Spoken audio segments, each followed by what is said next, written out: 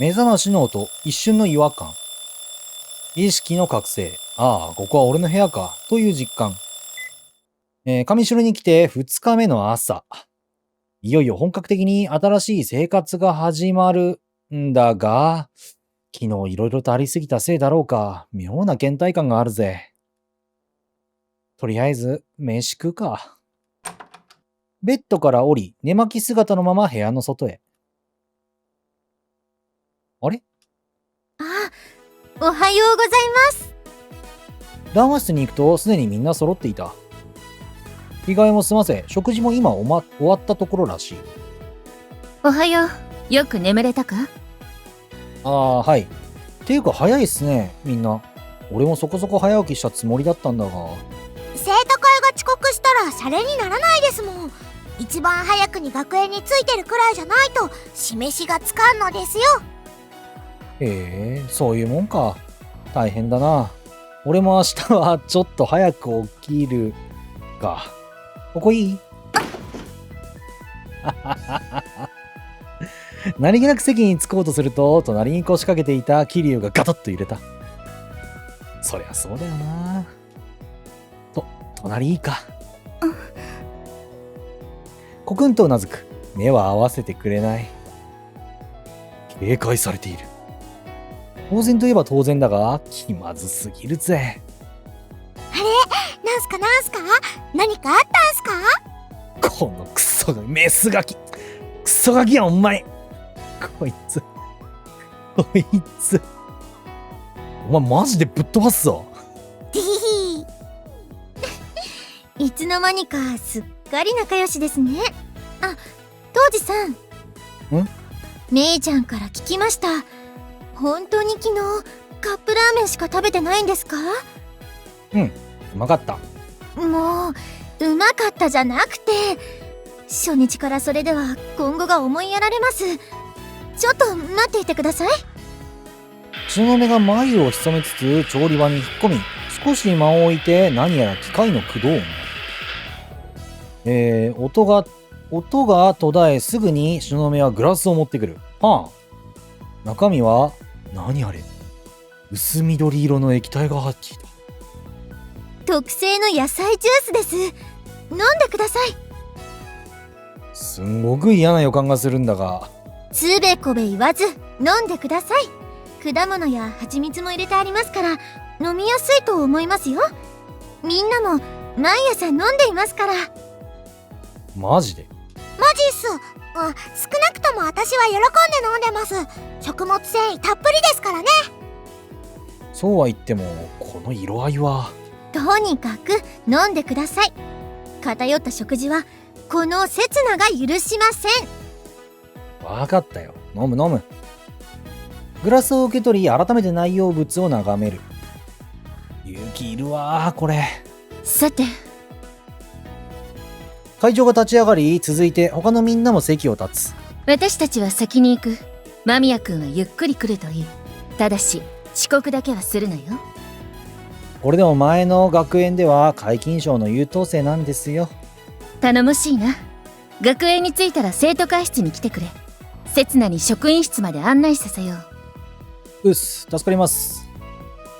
それではおっさきジュースちゃんと飲んでくださいね。わかったって。また後で。桐生もまた後で。一瞬だけ目を合わせすぐにそらして、すでにテーブルを離れたみんなを追う。まだ桐生とだけはまともに会話できてないんだよな。まずは謝罪からだな。頭が痛いぜ。ため息をつきつつグラスに口をつける。何これ、まっつ。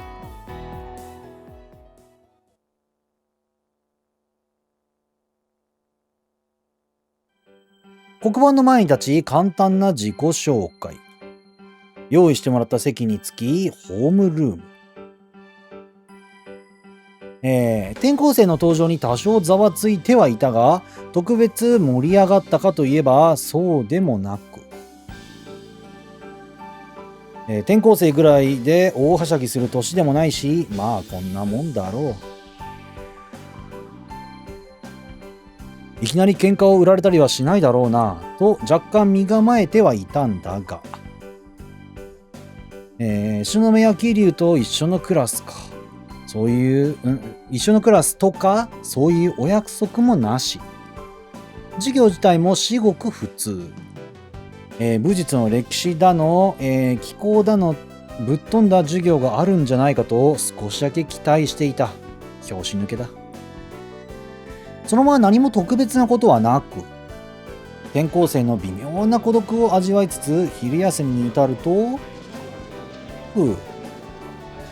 短く息を吐き背もたれに身を預ける。さーて、昼飯はどうするか。学生食堂があるみたいだが。当時さん。教室に東雲が入ってきた。同時に教室がわずかにどよめいて、その違和感に思わず顔をしかめた。何ですかその顔。なんでもない。疲れてるだけ。目を閉じ目頭を揉む。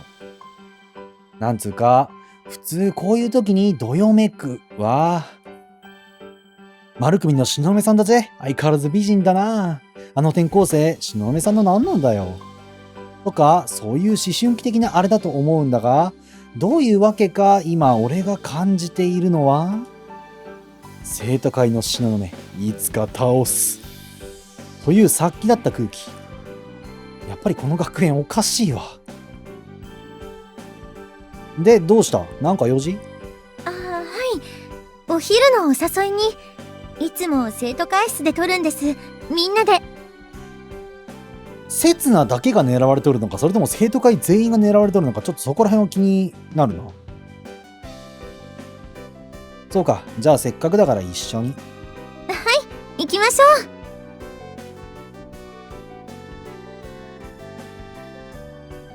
う。東雲と一緒に教室を出る。どうもみんなの反応を見ていると、俺が生徒会に入ったことはまだ知られていないみたいだな。今後俺もああいう目で見られるんだろうか。泣けるぜ。う。失礼します。どうも。あれ、また俺が最後か。生徒会に入ると朝と同じ光景だ。もうみんな揃っていた。さすが行動が早いな。先輩、ここに来たってことは一緒にお昼食べる友達できなかったんですね。うるせえよ、その通りだよ。ささ、当時さんはこちらに。おう、ありがとう。どうだった？初めての授業は。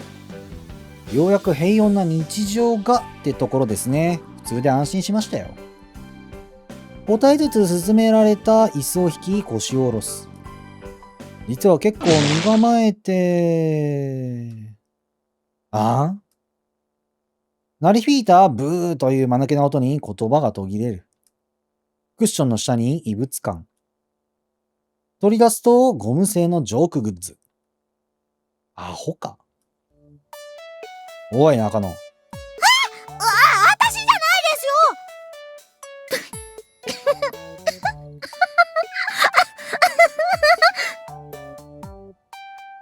ですよ。すごいな。いじめだ。早くもいじめが発生しとる。むせるほど笑うなよ。笑いの沸点低いな、おい。つうかなんだよ、この古典的なドッキリはよ。今時バラエティでもやらねえぞ、中野。だから私じゃないですって。この人です、こ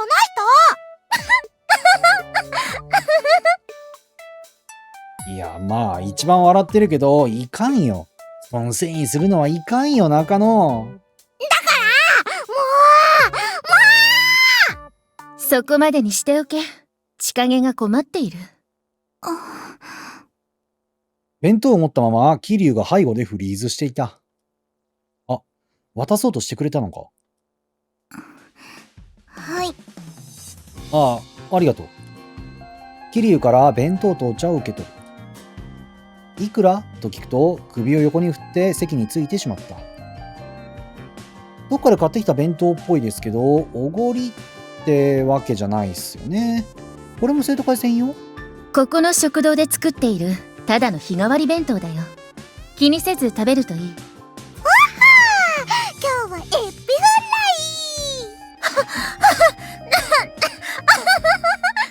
イ。お前まだ？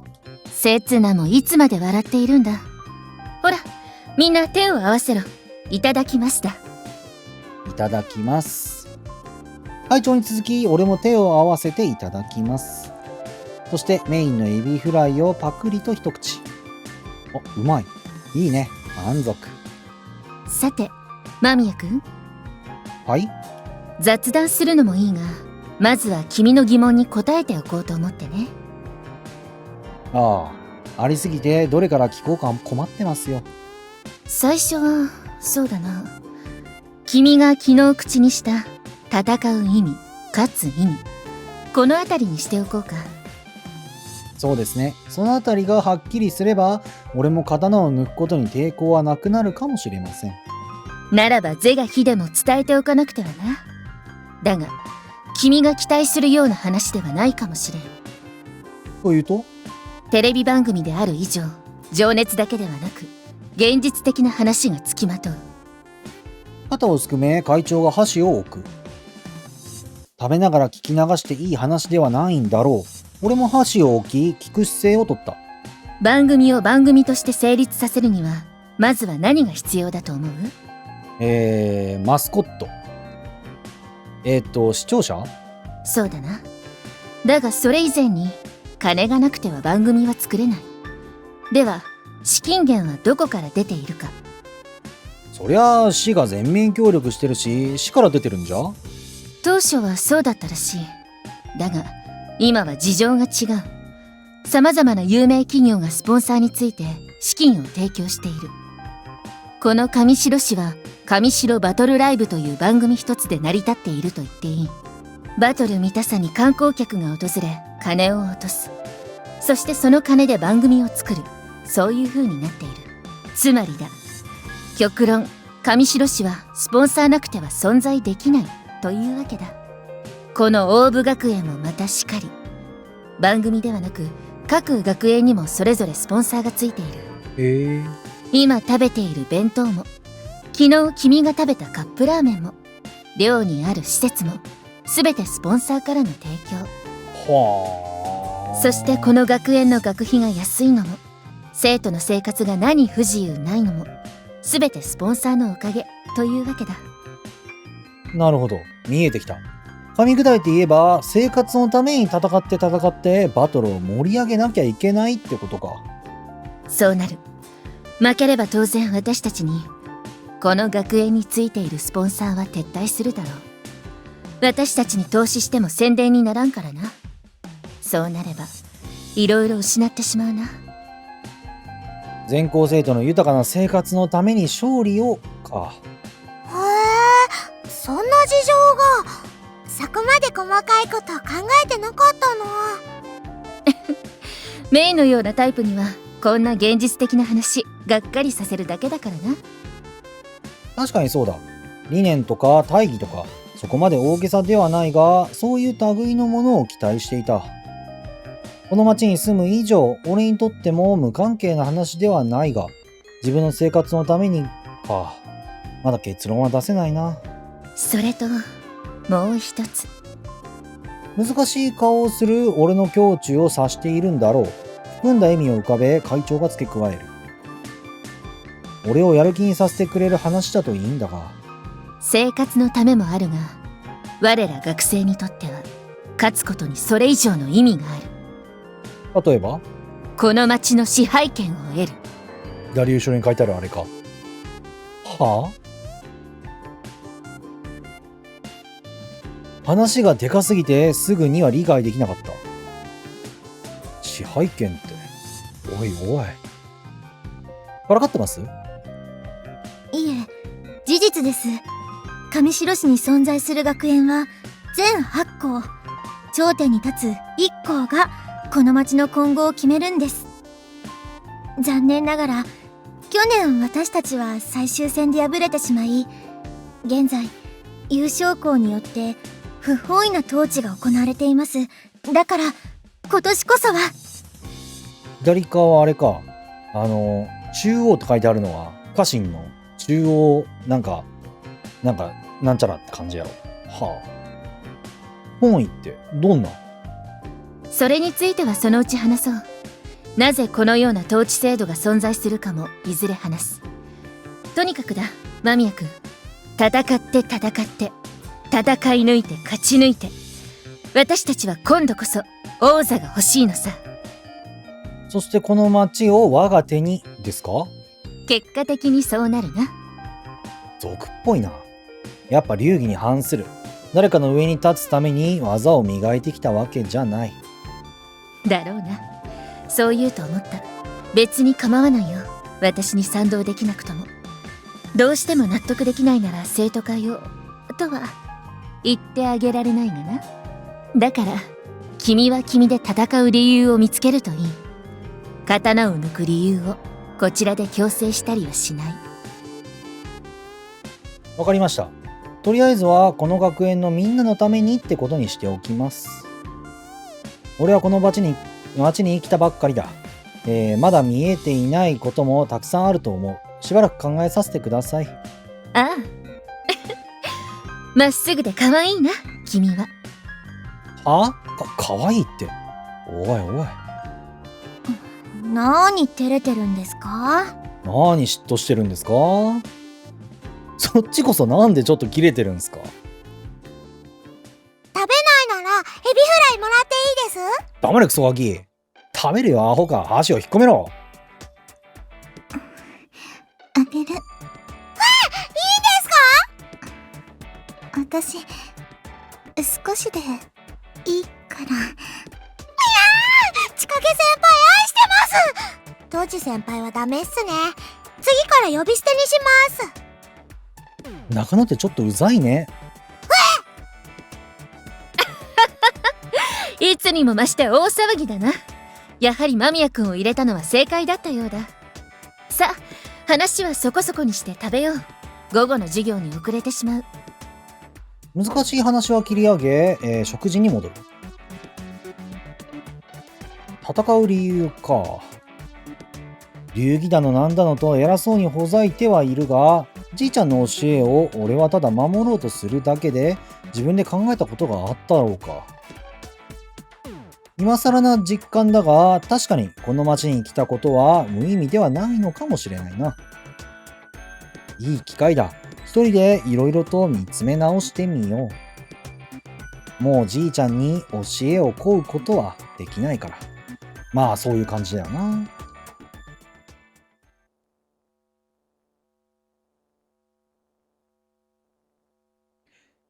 午後の授業も滞りなく終え放課後。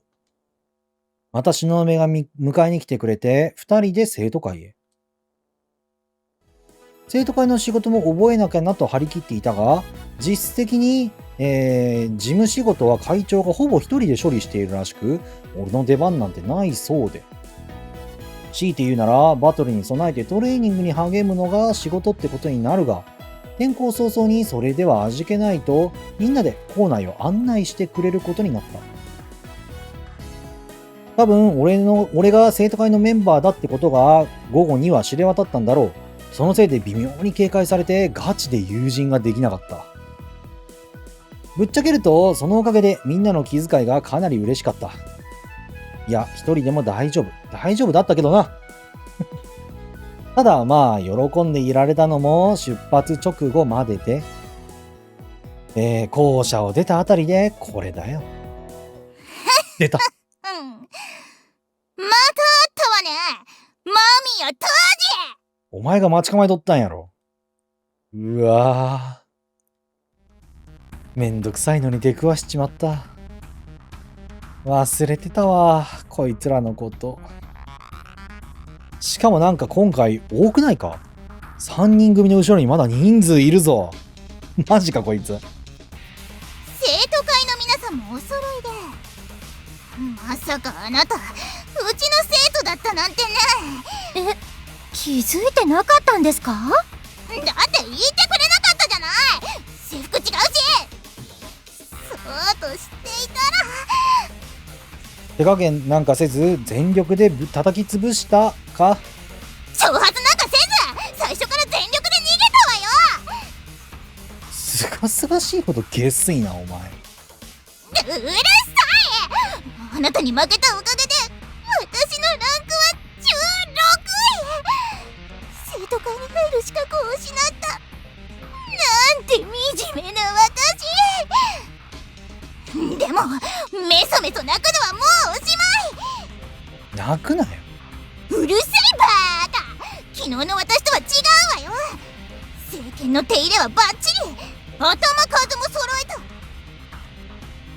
なるほど。ここで他の生徒会のみんなの実力を把握するっていうことか。マミや当時大部学園15位の座、今ここで返してもらうわよ。そして今度こそブログに私の勝利の記事を載せてコメントいっぱいもらうんだから。胸を張り単価を切る。威勢はいいんだが、言ってることは小さいんだよな。頭数揃えたってそれでいいのか、お前は。そしてそんなにブログが大事か、現代1個目。これどうリアクション取ったらいいです？先輩頑張れが正しいです？戦えって気が乗らねえな。でもこうなったらしつこいですよ、みつるぎさんは。案内中だというのに仕方ないな。ため息混じりにうんざり顔の会長が口を開く。15位などとせこいことを言うな、田中幸子。田中幸子。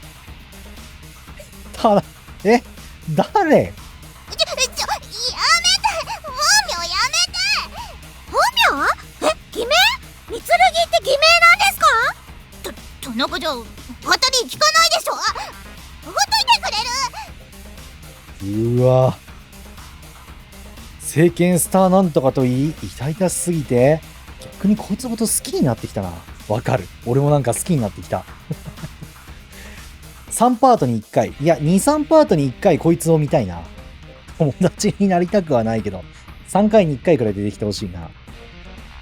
まったくギャーギャーわめきたいだけならさっさと失せろ。こっちは忙しいんだ。わめきに来たんじゃない。私はランキングを取り返しに。だったら1位の私がいるだろ。やる気なさそうな表情から一転不敵な笑みを浮かべる。おっと、これは会長が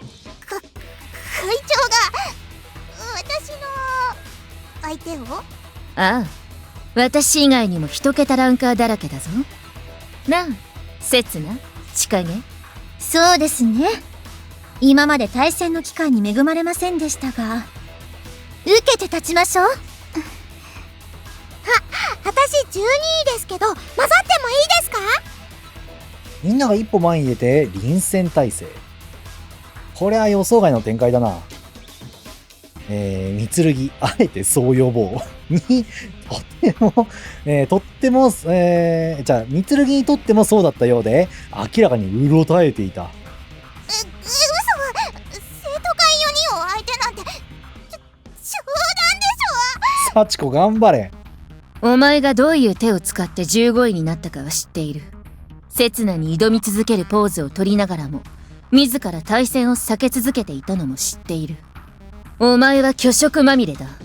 稲と証を立てたいのであれば今ここで私たちに刃を向けてみせろ。強烈な、だが静かな気当たり。こればっかりは、みつるぎがたじろいだのも仕方ない。会長さん怖えな。間宮君は下がっていてくれ。ここは私たちが引き受ける。高みの見物か。それも好みじゃないが。いい機会だ。君が口にしない疑問に答えよう。え？自分を巻き込んだこいつらは果たして強いのか。にやりと笑い、さらに一歩進み出る。新しい仲間に我らの力を披露しよう。3人とも準備はいいな。コンバットナイフ。刀と、なるほど。だからサンドバッグ買ったんや。マーシャルアーツ使うんや。仕掛けやばいな。逆手にコンバットナイフ持っとる。本気だ。こいつマジで人を殺しに来るやつや。いつでも行けます。うわー、実践だみなぎる。ここで引いたら私のメンズ丸つぶれ。こうなったら当たって砕けろ。いいかよウコンサコン。そしてその他大勢来るぞ、構えろ。手加減はするな。奴ら全員残さず撃滅だ。切っ先を制したのは中野だった。地を受ける跳躍するや、あっという間に距離を詰めて、前中からのかかと落とし。なるほど。三剣をかばおうと、サコンが前に出たが、受け止めきれず、掲げた槍ごと地面に叩きつけられた。一歩遅れて、どっちかが、一つを放った。狙いは中野だ。しかし彼女の影に潜んでいた桐生がその穂先を切り落とす。そして、敵の首元に短剣を突きつけ組み伏せてしまった。左近は青ざめながら降参とばかりに頬を引きつらせていた。すっかり取り乱してしまった三剣がたどたどしい手つきで聖剣を振りかざした。苦し紛れの惨劇。受け流したのは東雲だった。しかも日本刀で太刀やろ、この長さ。やばくね？彼女はよどみない、足取りで敵の懐に入り、刀をそっと滑らせる。まるで隙のない立ち振る舞いに誰もが目を見張りながら。これだけ切ってくれんかな。上空を舞った聖剣が地に突き立てられる。当然、三剣は半ば呆然と立ち尽くしており、東雲から軽い当て身をもらって倒れ込んだ。お前マジか。そこからは圧巻というかなんというか、割って入った会長が折れた体験でうぞうむぞうなぎ払い一掃。ベルセルクかよ。撃滅までわずか数十秒。殲滅か。どっちでもいいわ。俺だったらどこまでやれるか。無意味な戦いはしないとか言ってるくせに、血がたぎるのは武人としての差がってやつだろうか。この熱量に俺も当てられちまったみたいだ。もう勝てるわけないで崩れ落ちた三剣はとは打って変わって、4人は余裕の表情だった。息一つ乱していない。数に頼らず技を磨けば、もっと高みも目指せただろうに。惜しいな。だが、これが今のお前の限界だ。16位は変わらない。さて、待たせて悪かった。行こうか。案内を再開しよう。待ちなさい。きびすを返すと同時に弱々しくも鋭い声が響く。三剣が剣を杖にしてよろよろと立ち上がっていた。寝ていろ。もう用はない。うるさい。私にだってプライドはある。予選開始まであと数日。生徒会と戦うチャンスなんて二度とない。ここで倒れてなんていられない。幸子。夢がある。やらなくちゃいけないことがある。どんな手を使っても有名になってスポンサーの目に留まって貧乏暮らしとさよならするんだ。そのためにお前らを絶対倒す。まだ勝負はついていない。逃げるな田村正樹。まるでこっちが悪役だな。だが少しはいい顔になった。わかった。気が済むまで相手をしよう。刹那、メイ、お前たちも付き合い。取り巻きのお二人もやる気のようだ。仰せのままに。あそこまで必死な様子を見せられると、今度は俺もって言いたいところだが、よろよろの相手を複数でってのも気が引ける。そうだな。必要ない。学園の案内もまたにしよう。千景、間宮君を寮に送ってくれ。よりにもよって。そう、千景がだ。ついでだ。間宮君にこの街を見てもらうといい。はい。一人で帰れるぜ。行こう。ああ。早足に歩き出した桐生の背中を追う。背後では2回戦が始まっていた。どんな手を使ってもか。がむしゃらだな。まあ、そのレベルで来るんだったら、そりゃあみんな先立つよな。なるほど。だからブログで頑張って活動したんや。幸子。嫌味じゃなく、素直に頭が下がるぜ。多分この熱でやられるな。当時は。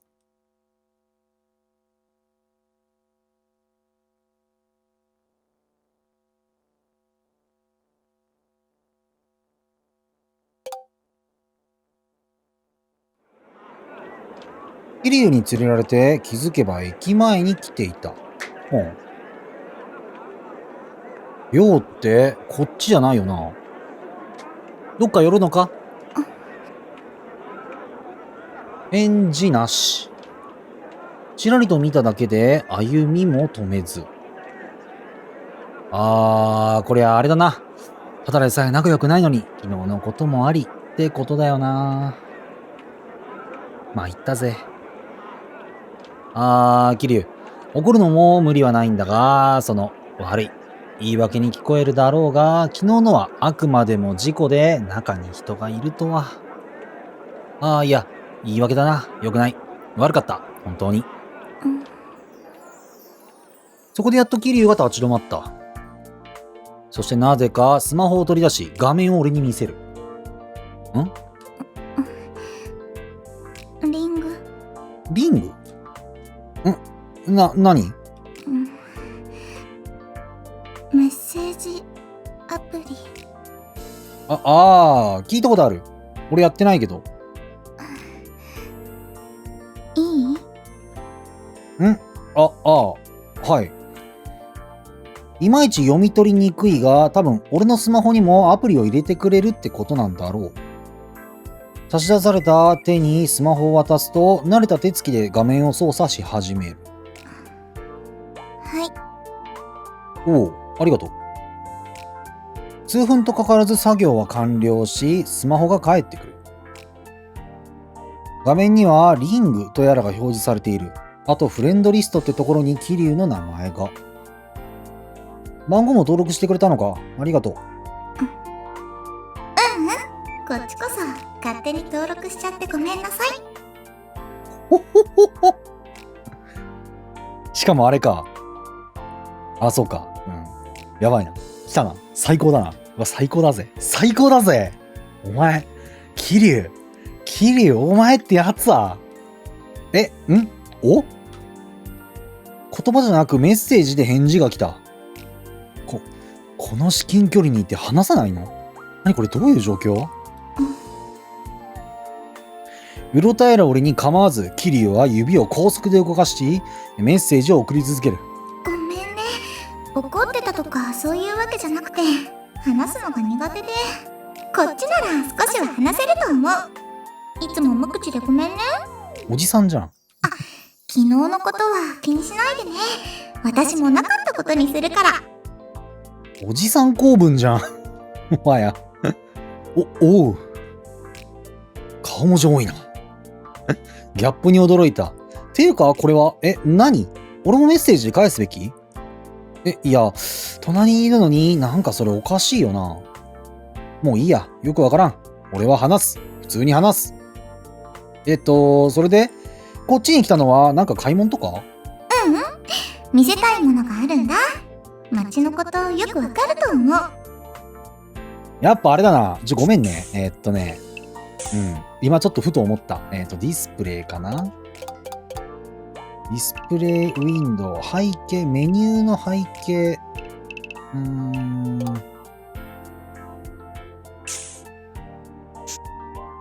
なるほど、そういうことか。メニューはお前、背景透過ってここか。ここの画面や。ということは、お前をほら、検索すればこれだし、メニュー画面のインターレースの不透明度。だからこれじゃないな。こっちじゃない。テキストメッセージウィンドウの不透明度。悪いが、ちょっと足を見たいけど、太ももか顔文字か。こっちの方が見やすいやろ。くそー。